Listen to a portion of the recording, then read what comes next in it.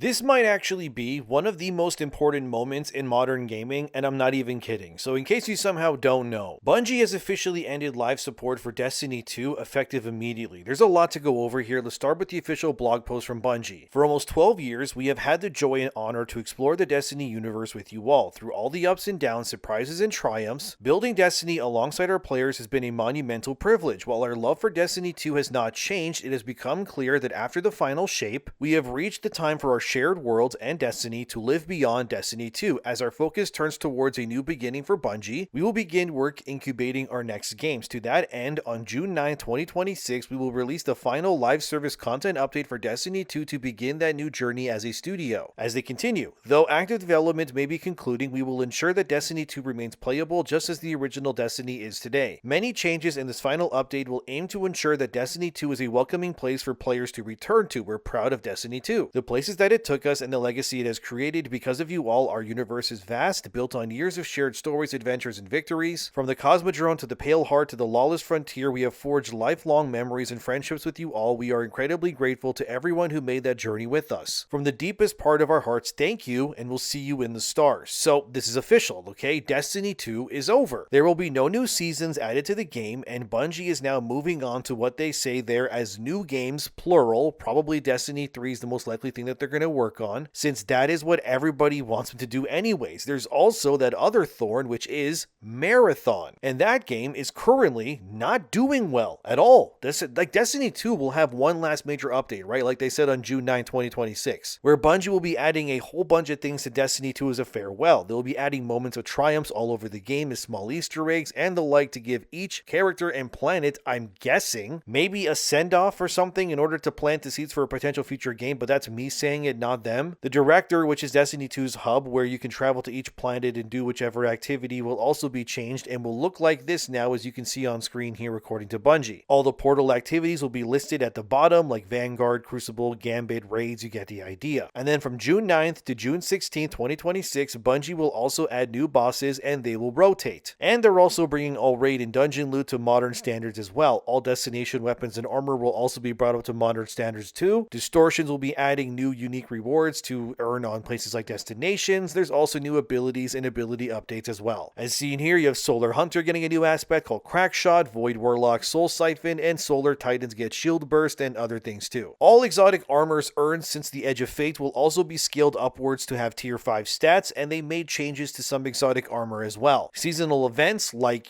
Festival of the Lost, the Dawning, Guardian Games, those are all being retired, but all their rewards will be available via a Monument of Triumph vendor instead, and Shadow and Order, which was meant to be the next big update for Destiny 2, is likely never coming now, and will probably be repurposed into whatever Destiny 3 ends up becoming, I'm guessing, because it doesn't make sense to release a new expansion to a game if you're just going to be ending the live service for it. Again, Destiny 2 and Destiny will still be playable no matter what. It's just that they will not be getting new content. They are now effectively done. I'm mixed on all of this. I mean, I loved Destiny. It is my most played game of all time, Destiny 1 and 2, but I do admit I haven't really played Destiny 2 since the final shape ended, because to me that was the true end of that game. Everything that came after clearly did not resonate at all or make me want to come back. Bungie's numbers were plummeting like bricks in the lake, and effectively this studio did need to pivot and bring back the goodwill and excitement that they used to garner all the time. Am I surprised by any of this? Not really, to be honest. I kind of always suspected eventually that Bungie would need to do this one way or another. However, it is alarming because Destiny 2, despite having its content drought, still has more players online than Marathon does. And if those player numbers were not enough for Bungie to continue investing into the game, which is clear now given what we know, it seems like Marathon is heading for the same fate as Destiny 2, just at a very faster and honestly alarming rate. After all, just a week ago, as seen here from IGN, Marathon has confirmed that it will be adding an experimental PvE mode to the game because focusing on only PvP has very obviously not worked for Bungie at all. Nobody wants a PvP only game. If they did, people would have showed up, but they didn't in any numbers that actually really mattered. So to see Marathon do this is honestly kind of embarrassing because it means the people who kept telling Bungie what they were making was wrong ended up actually being right. They'll probably call those fans who said this toxic, but it really isn't. Like, look around, guys. Unless your name is Call of Duty or League of Legends, nobody really cares for PvP only games in your game. I mean, Helldivers 2 continues to thrive despite controversial changes, because Arrowhead at least has been all in on the PvE kind of thing the entire time, even if Arrowhead does keep destroying their goodwill with players over there by nerfing nerfing everything into the ground too. Arc Raiders will probably add a PvE mode as well. The reasoning for that is simple, because PvE is far less toxic than PvP. It's just the truth. It's also much easier to get casual players to join your game knowing that they won't have their heads being smashed constantly by people who have maxed out stats and guns like in Destiny 2 or Marathon or something else. The worst part of Destiny 2 has always been its PvP modes in my opinion, because it's impossible to balance the insane amount of abilities and aspects and supers and then some into some sort of environment. Not to mention,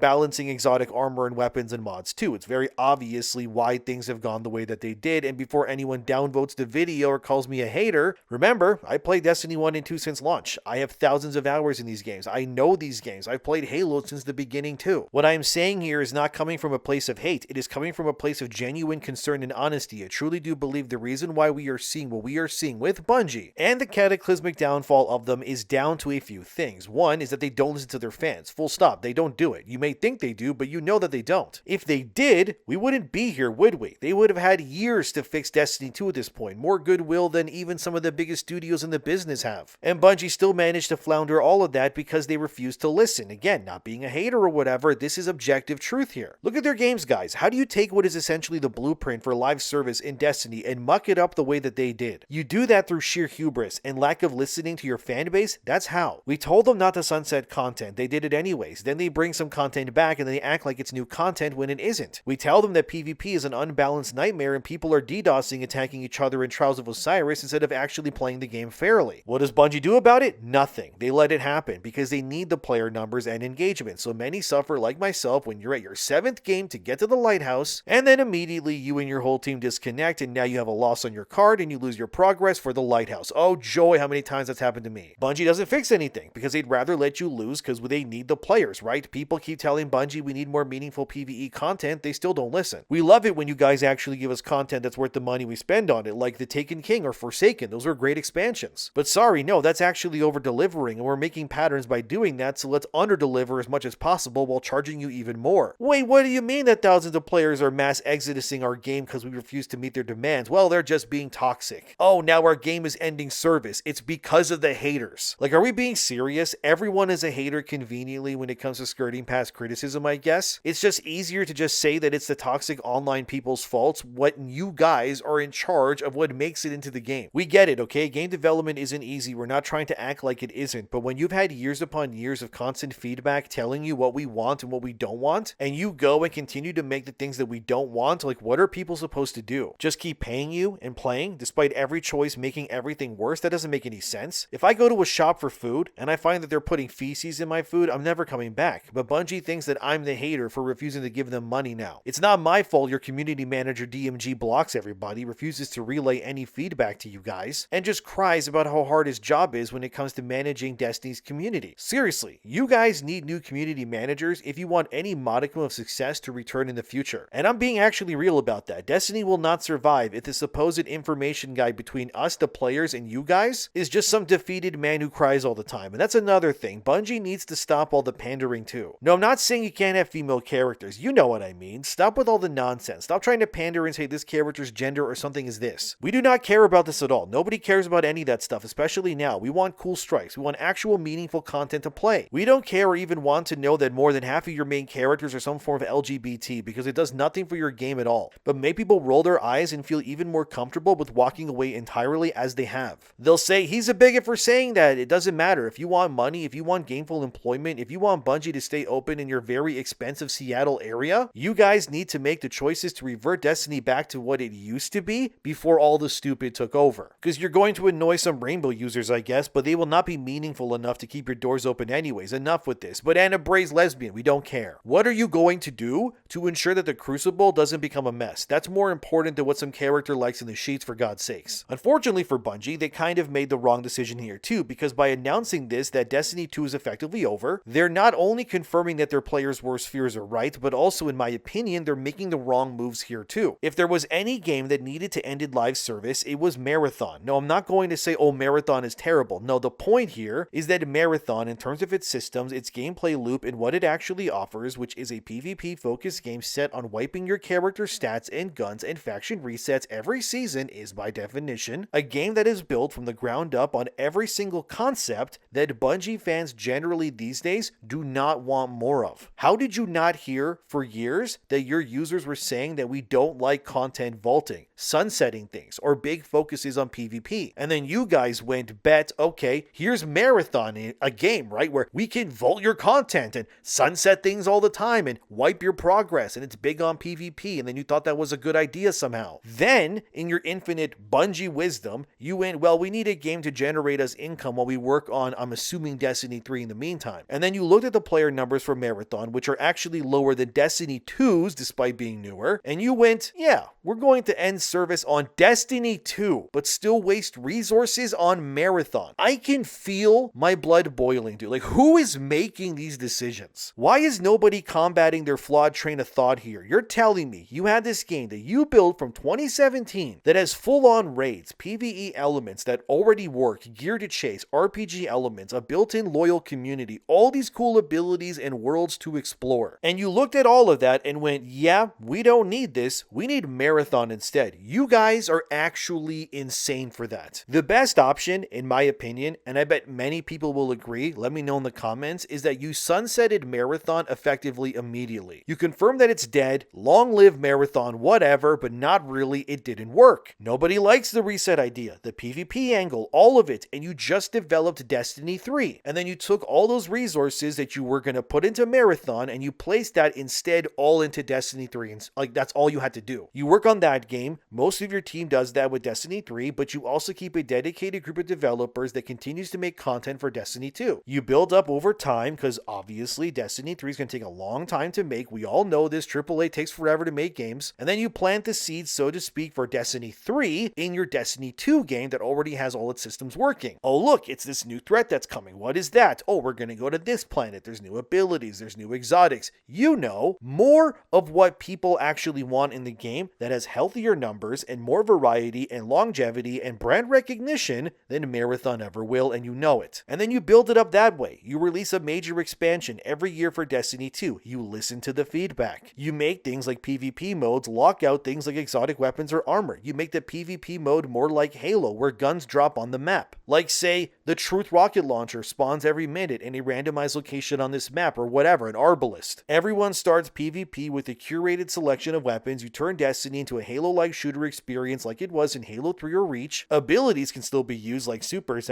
but the RPG elements are locked in PvP, making it more fair, and this is key, easier to balance, so it's not a fresh Destiny player versus Destiny guy with 10,000 hours, using the No Land Beyond sniper rifle to snipe them in the head from across the map with their maxed range, no aim flinch build of mods or something. Then you massage the game's problems out. We made Gambit more rewarding, we made the strikes have more modifiers akin to something like Diablo 4 does. We even added a Paragon-like system from games also like Diablo 4, where you can level up your characters in perpetuity and fine craft your character builds for any given activity. You're a warlock that is all about healing, or you're a warlock that's all about chip damage. You're a titan all about being an actual tank, or you're a titan that's all about melee weapons, whatever you wanted to do. You then add cool roguelite dungeon modes to your destinations. How far can your fire team make it in this endless roguelike mode? And there's cosmetics and whatever to obtain for getting far to show your dedication to the game. You build out this universe you already spent years, almost a decade at this point, making, and you bring those player numbers up again. Because let's be real, you're probably going to make more money with Destiny 2 over Marathon anyways. You then use that time between Destiny 2 and 3 to finish the stories of any remaining plot threads that you are not going to explore in Destiny 3. Okay, we ended the Fallen thread once and for all. We're now friends. We push back the Vex. The Cabal are broken and,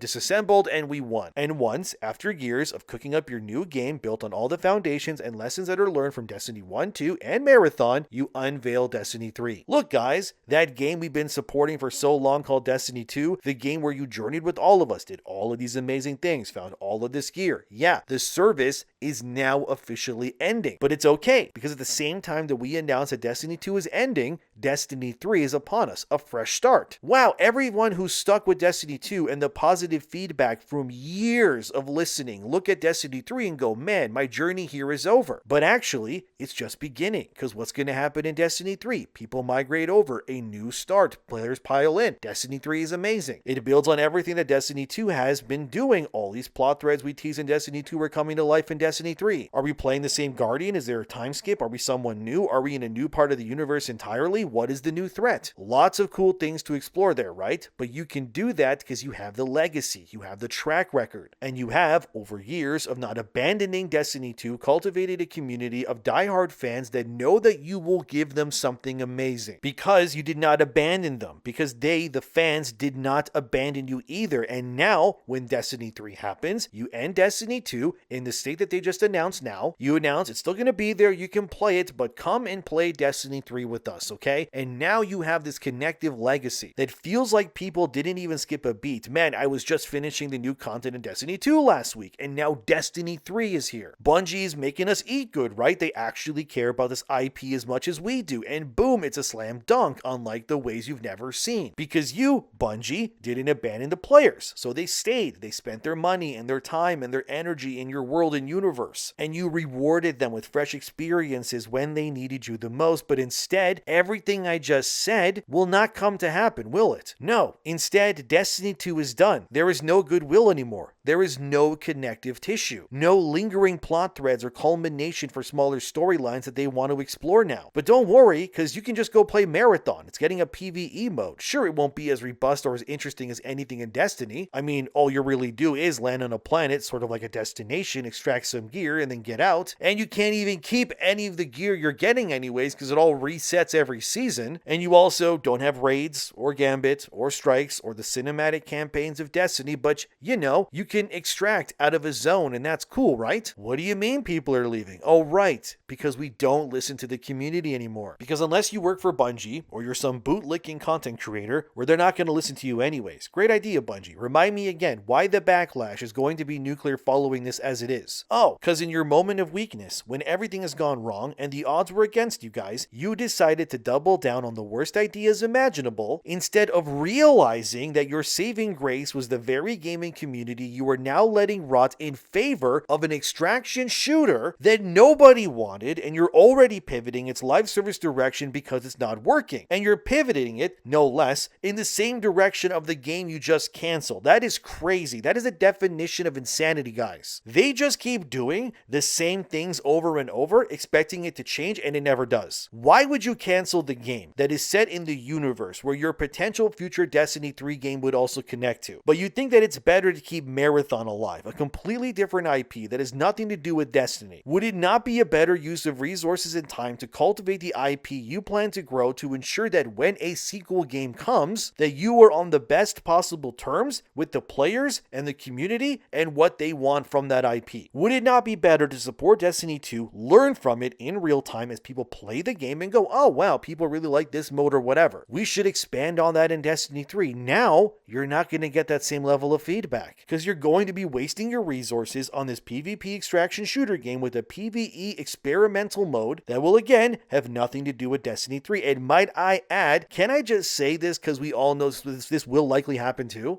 Okay, fine. Things go the way they are right now, right? Destiny 2 is abandoned, they limp on with Marathon, and now Destiny 3 is coming out. Truly, do we expect anyone to care about Marathon in whatever season it may be at that point, assuming it even lives that long, which if I had to guess, Marathon will also be dead definitively before Destiny 3 even launches. But even if it does survive somehow, right? Will anyone even be playing Marathon when Destiny 3 drops? Of course not. No, they're going to abandon that game like it never existed, and they will not look back, which is why all of this makes even less sense to me. Because why are you investing in an IP nobody cares about when you know when Destiny 3 even launches that all the investments you put into Marathon now will be all for nothing anyways, because it will die regardless once Destiny 3 launches? Who is making these decisions? Am I going crazy? Am I wrong here? Would it not be better to invest these resources into Destiny 2 to build up that community and goodwill so that Destiny 3 can then reap the benefits? And if people who are new to Destiny 3 end up liking the game so much, once they inevitably run out of content in Destiny 3 from playing so much, because they will like every other game, they might go, oh, that was fun, but you know what? Let's go see what that Destiny 2 is all about. Oh wow, look at all this content that's available in the systems, and the game runs so well, and that's where this character's from, or that plot line. This is so stupid, man. I'm actually getting mad thinking about this. Bungie has to be ran by the dumbest people imaginable to not see how this would all go down for them. It's so blatantly obvious that there's something rotten inside that studio, man. Look, I already know someone at Bungie probably doesn't like me. It doesn't matter. This transcends the stupid politics, all right? You guys need to see what the community is saying, because this right now is complete and utter garbage to the paying customers who have kept your lights on for so long. If Bungie announced today that Marathon was done, they would be doubling down on Destiny 2 to pave the way for Destiny 3. I honestly would have re-downloaded the game. You would have had me, actually, because I then would have felt inclined to experience what's to come so that I'm all good lore-wise in that for Destiny 3. Instead, you're leaving Destiny 2 hanging with tons of unresolved stories. Its last major expansion was Star Wars themed, which is why? How is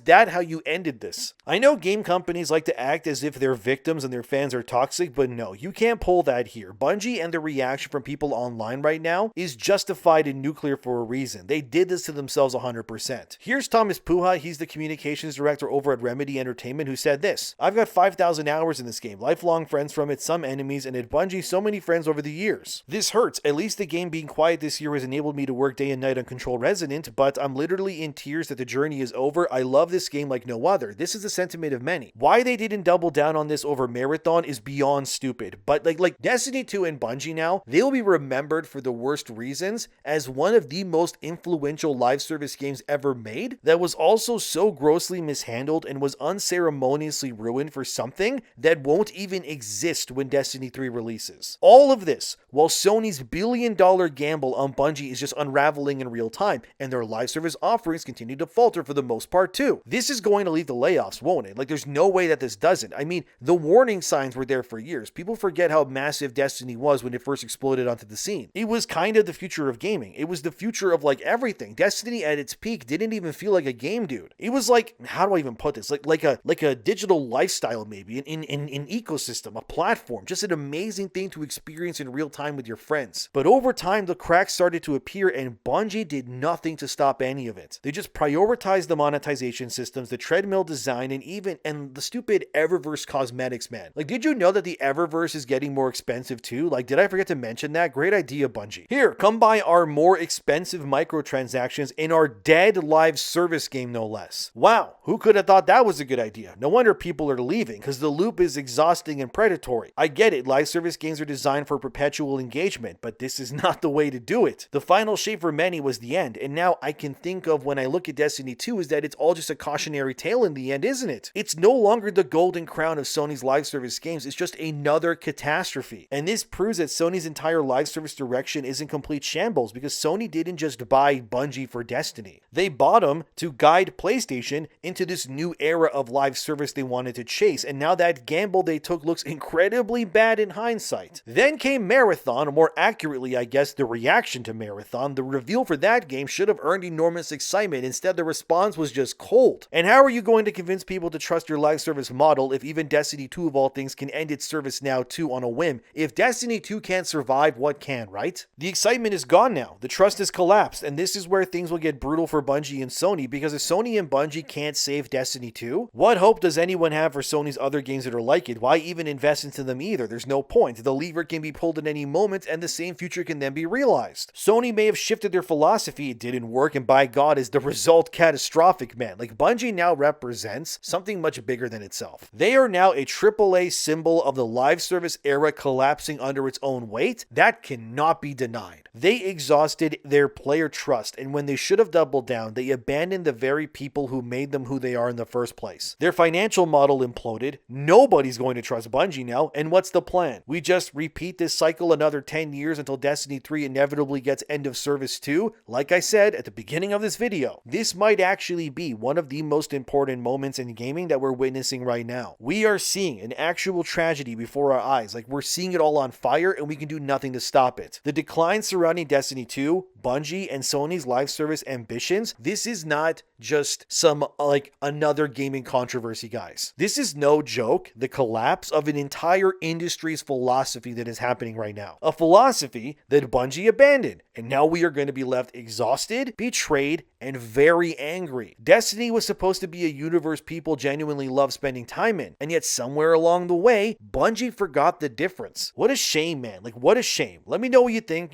Thanks for being here. I'm just so disappointed, man. Subscribe if you'd like to. How you thought this was a good good idea, Bungie. I can't even begin to imagine. Like, marathon over Destiny 2. I guess that really is the most potent example of under-delivering in the end, isn't it?